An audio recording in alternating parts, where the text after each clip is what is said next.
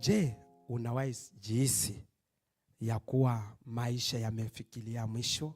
Yawezekana kazi imeisha, marafiki wametoroka, wapendwa ulikuwa nao wameenda. Yawezekana hata maoni ulikuwa unafikiria itafaulu imeharibika. Sasa ukasema nitaenda wapi? Ukaona kila kitu kimeisha, ukaona kuwa haufai. Lakini hapa ndio kuna kweli. Matumaini ni makubwa kuliko changamoto. Matumaini ni makubwa kuliko shida. Matumaini ina nguvu kuliko maumivu unayoyapitia. Fikiria Yobu, alipoteza kila kitu. Alipoteza watoto, alipoteza afya, alipoteza mali, akapoteza hata na marafiki. Hakuna mtu alisimama naye, lakini hakuacha Mungu wake, na alijua ya kwamba kuna kitu ambacho Mungu anamwandalia. Alijua kuna matumaini, na matumaini ndio makubwa kuliko vyote tunapitia. Tukiona Warumi 15:13 inasema namna gani? Inasema ya kwamba tumepewa amani na furaha yote. Sasa kama Mungu ametupea amani na furaha yote, shetani huwa anatunyanyasa kidogo kidogo aone kama tutatikisika. Kuna muda shetani anakuja na nanyasa, lakini kuna muda atanyamaza. Wakati anakuja kwa Ayubu, alimwambia Mungu, ngozi kwa ngozi binadamu atakukana. Lakini baadaye alienda kupiga Ayubu, lakini Ayubu hajakana Mungu.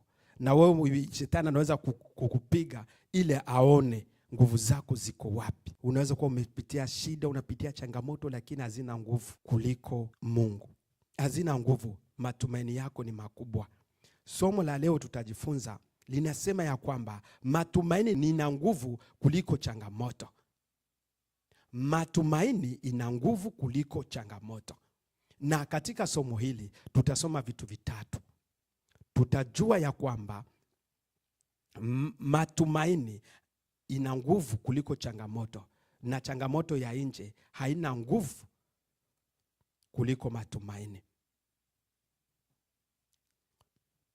Tutajua jinsi ya kujitia moyo na kubadilisha changamoto zetu kuwa baraka. Na baadaye tutajifunza jinsi ya kukomalisha hiyo changamoto. Tukomalishe matumaini katika changamoto na itembee. Acha tuingilie kindani mara moja. Changamoto cha nje akizuie matumaini ya Mungu kutimia. Ndiyo, maisha inaweza kuwa magumu, unaweza kuwa umepoteza, yawezekana una magonjwa, yawezekana maoni imeharibika. Lakini haya unayaona, matumaini ni makubwa kuliko haya. Yajayo ni kubwa kuliko haya. Kama vile tuliongea, Ayubu alipoteza kila kitu, lakini hakumwacha Mungu. Daudi alipitia shida. Unaweza zisoma kwa haraka tu, lakini ni shida. Kwa pori alipambana na dubu. Alipotoka huko akapambana na Goliati.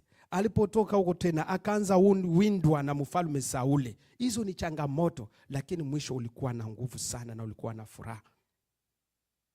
Tukiendelea kuona Musa, wakati wanatoka Misri, wanafika mbele. Ukiona Kutoka 14:13 hadi 14 utaona Musa aliwaambia nini. Wanafika kwenye wanaona bahari ya Shamu iko mbele, nyuma jeshi ya Farao.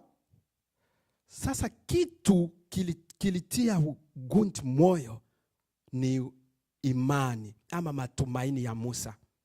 Musa akawaambia, nyamazeni, tulieni, mtaona mkono wa Bwana leo. Wale wa Misri wote mnaowaona hamtawaona tena. Sasa unaona imani. Ile shida unayoona leo hautaiona tena. Sasa usione hiyo shida kama imekulalia. Watu wataona tu imekulalia, hautasimama. Sasa watasimama watasikia aibu. Sasa unasimama watasikia aibu. Sema amen kwa comment. Sasa unasimama watasikia aibu. Watasema ni yeye. Shida zina wakati yake kwa maisha ya binadamu.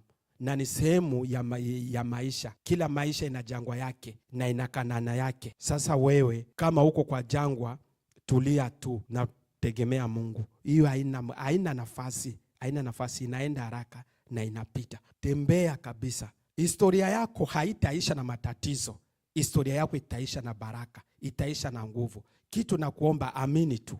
Musa aliwaambia wale wa Misri mnaona leo, wale wa Misri wote hamtawaona kamwe. Hapo hivyo aliamini, likawa hivyo. Sasa Mungu ana hatua ya kuchukua kwa maisha yako, lakini wewe chukua number 1. Sasa wewe kama hujaichukua saa hii, ndio utaona inakuwa shida, unaichukua inakuwa vigumu, unaichukua inaanza kwa mashimango, lakini kitu unapaswa chukua wewe, simama haraka na enda mbele. Kitu tunaomba hapa, tunapaswa kufuatilia. Ninataka nikuambia kwamba ugundue siri hii. Imani ama matumaini ni kama mtu unayezaa matunda kwa kila majira. Hata wakati mgumu mizizi inashuka chini, hata matunda yake inalisha watu wengine. Sasa hautaonekana kuwa mtu mwenye imani wakati umefanya vitu vya rahisi tu vyenye kila mtu anaweza fanya, lakini wakati unafanya vitu kwenye wengine waweze vitoa, unatengeneza vitu vyenye wengine hawawezi fanya, ndio wataona hapana, umefanya kazi. Fikiria matumaini yako inaweza leta usaidizi gani? Unaweza leta utulivu wa moyo kwa nani? Unaweza saidia mwingine kuamsha maono kesho aje. Fikiria vitu viwili. Kitu gani unataka kubadilisha? Shida gani unataka kubadilisha kuwa matumaini leo? Na ufikirie matumaini yako itasaidia nani? Sababu tunaenda jinsi ya kubadilisha matumaini, jinsi ya kubadilisha shida kuwa matumaini. Acha tujifunze hii. Shida tunaweza ibadilisha kuwa matumaini. Kwa nini? Matumaini ni kama nyota ambayo inaangaa kwa giza. Hata ikiwa kidogo itaangaa tu. Na matumaini ya mtu huwa inaangaa na huwa inafaidia watu na mataifa. Na hiyo matumaini yako ndio itaongoza, kama vile matumaini ya Musa iliokoa ile taifa. Neno la Musa tu liliwatia moyo, na wakati Mungu aliona msimamo wa Musa, Mungu naye akasimama na Musa. Acha tuchukue mfano wa Nehemia. Nehemia alikuwa utumwani na hakukuwa na uwezo wa kusaidia mji wake wa Yerusalemu. Wakati sababu Yerusalemu wakati ule kuta ilipomolewa wakati wa vita. Ni wakati kuta ilipomolewa, watu hawakuishi na usalama ndani. Lakini Nehemia alipata maneno mabaya kila siku kutoka Yerusalemu. Lakini Nehemia hajakuwa na kitu ya kufanya. Alibadilisha hizo shida kuwa matumaini. Alizibadilisha kuwa matumaini. Alifanya nini? Alililia Mungu. Wakati alilia machozi, akaomba Mungu, akaingia kukipindi ya mafungo, akaanza funga na kuomba, akaanza ona nguvu za Mungu zinakuja, akaanza ona maono, akaanza pata maono ya kutengeneza ukuta. Hiyo maono ikamtia matumaini, siku moja Yerusalemu itapata ukuta. Akaanza tengeneza ukuta, utaenda hivi, utajengwa hivi, utamaliza muda fulani. Pesa ngapi inaweza maliza ukuta? Na mtu hana hata kitu. Mafalme wenye wako Yerusalemu wameshindwa kujenga kuta. Sasa mtumwa mwenye yuko nje ya kigeni ndio yuko anapanga jinsi atajenga kuta, na hana hata kitu. Akapanga kila kitu, akaanza akaiwekea matumaini. Hiyo mpango yake akaiwekea matumaini, ikawa ndio ya kumtia moyo. Alipowekea matumaini, siku moja alipokuja kwa mfalme, Mungu anampatia sasa hiyo kibali ya kuongea shida zake kwa mfalme. Utafanyaje ili ufurahi? Nehemia mtumishi mzuri amesiika, tufanyaje Nehemia furahi? Nehemia anataka kufurahi. Nehemia akamwambia mfalme, nataka kufurahi mimi. Ona Yerusalemu iko hivi, kuta imeharibika. Sasa wewe Nehemia, gharama ngapi inaweza isha kwa ukuta? Ukuta inaweza jengewa siku ngapi? Kila kitu Nehemia iko nacho.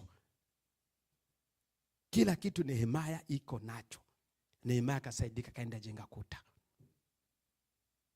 Ilikuwa shida, akaigeuza kuwa matumaini. Hiyo matumaini ikamfanikisha kujua na kuongea. Labda wewe na mimi wakikuuliza unataka nini? Ni swali ngumu, si jambo rahisi, si swali rahisi. Ni swali ngumu. Labda wakikuuliza unataka nini? Unaweza semaje? Ukiulizwa leo unataka nini? Ukikutanana na rais wako leo akuulize, wewe unataka nikufanyie nini? Wewe unaweza semaje? Unaweza kuwa unalia, una shida. Sasa mimi nina shida, Mungu nina shida, nina matatizo. Lakini leo ukikutanana na rais akuulize unataka nini? Kuna mara utamuomba unga wa ngano, anakupatia unga wa ngano.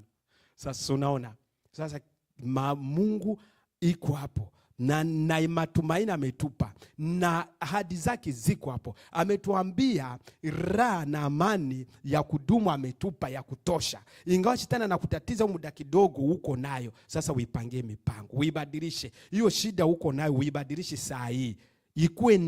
Ikuwe na matumaini. Na hiyo matumaini itapata wakati. Kuna wakati utafika mahali wakuulize tutakusaidiaje. Wakati utafika wakuulize tutakusaidiaje. Kama vile Yeremia aliulizwa. Kama haujui utasaidikaje, anza panga, kuwa na matumaini. Neno lingine tunaendelea kuongeza, wakati una hiyo matumaini, una hiyo maone, hiyo mipango. Matumaini mazuri inakomaa kwa muungano. Sababu maoni makubwa haipeleke mtu mmoja. Maoni makubwa haipeleke mtu mmoja. Maoni makubwa inahitaji kikundi ya watu. Inahitaji watu ambao wanaokushika mkono kusaidia kupeleka maoni. Ona Warumi 12 mstari ya 10. Inasema ya kwamba tuchukuliane na tusaidiane katika upendo. Sasa wewe tusaidiane, anza kuchukuliana katika upendo. Anza kuchukuliana, kwa maana wakati unachukuliana Mungu atafungua milango. Wakati unachukuliana utapata watu. Nehemia aliulizwa, una watu wa kusaidia kujenga. Watu walikuwa tayari wa kusimama na Yeremia kwa kujenga, sababu alikuwa anashirikiana na watu. Sasa una maoni ndio, lakini hauna watu. Sasa anza kushirikiana na watu. Hiyo miradi unaoyafanya peke yako haitakusaidia kitu. Maoni makubwa inapelekwa na watu. Anza tafuta watu wa kusimama na wewe. Simama kabisa kwa msingi. Ona, Paul alisaidia makanisa za kwanza, alizitia moyo kwa vibarua, alizihimiza. Barnaba alisaidia watumishi wadogo wakomae kiimani. Timotheo alisaidia makanisa na Wakristo wakati wanawindwa. Sasa wewe unasaidia nini kwa huduma ya Mungu? Kwa kanisa unasaidia nini? Unataka ukue pastor lakini ukapiganisha pastor. Sasa utakuwa pastor na pastor wako ndio unapiganisha. Nani atakusaidia hiyo maoni iko mai sasa? Si pastor ndio atakulea, ndio atakukomalisha, ndio atakushika mkono kesho. Sasa wewe unafanya nini kwa huduma ya Mungu? Unafanya nini kwa shirika lako ili shirika lako likupromote kesho? Unasaidia nini kwa shirika yako? Kuna mara ukienda likizo haujawahi rudi kwa shirika ukisaidia siku moja alafu uende. Ukienda likizo unaenda haujawahi rudia siku moja useme nimerudi niko kwa likizo, mimi nakuja kukusaidia hapa kwa shirika. Kuna kazi gani tunaweza saidia hapa kwa shirika? Yawezekana unatorokaka kazi. Yawezekana wewe kwa shirika lako ahudumie watu kinsi inafaa.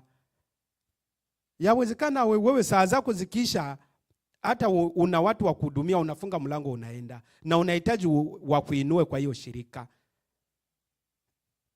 Ujiulize tu. Kuna mara wewe hauwezi pana maji ya kunywa na unahitaji watu wakuje nyuma yako. Aje tu. Fikiria tu.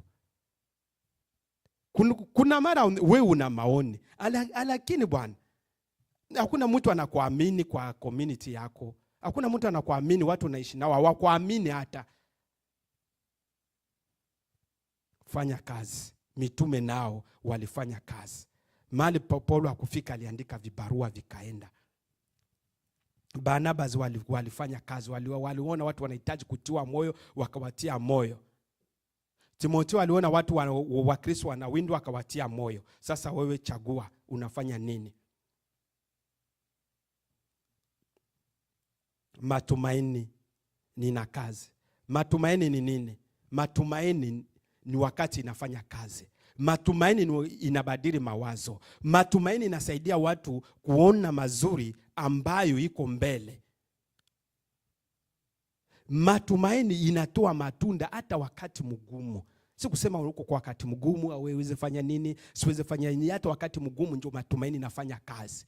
Ukifanya vitu wakati uko sawa ni vitu vya kawaida, lakini vitu unafanya wakati wa wasama, wakati mgumu, ndio utaeleza nilikuwa kwa shida fulani nikafanya hivi, na ukisimama watasema ndio, hiyo ni kweli.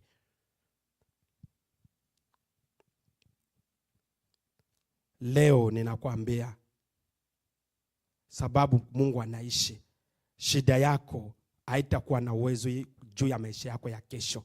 Shida yako haitakuwa na mamlaka tena juu ya maisha ya kesho. Shida yako hautavuka nayo kesho, ni ya leo tu. Na useme amen hapo kwa maoni, ukamilishe kabisa. Job, historia yake inaisha na mafanikio. Daudi, historia yake inaisha na mafanikio. Na Musa, historia yake inaisha na mafanikio. Kwa nini yako haitaisha na mafanikio? Yako itaisha na mafanikio na baraka. Historia yako, hiyo shida itamaliza historia yako. Kitu Mungu anakuomba tu umweke mbele. Acha matumaini na raha na amani ijaze maisha yako. Acha upendo na faraja ijaze maisha yako, na mtegemee Yesu. Baraka zako ni kubwa sana na inatosha kwa kesho. Hiyo shida unapitia leo zinaisha na zina wakati wake. Uzione tu kama zinaisha, uone baraka ambao unaziishi. Asante kwa kuwatch video hii. Tunakuomba unaweza igawa kwa watu wengine, unaweza toa maoni yako, na ili usikose video zingine ambazo tutaendelea kutoa. Mungu akubariki. Amen. Bye.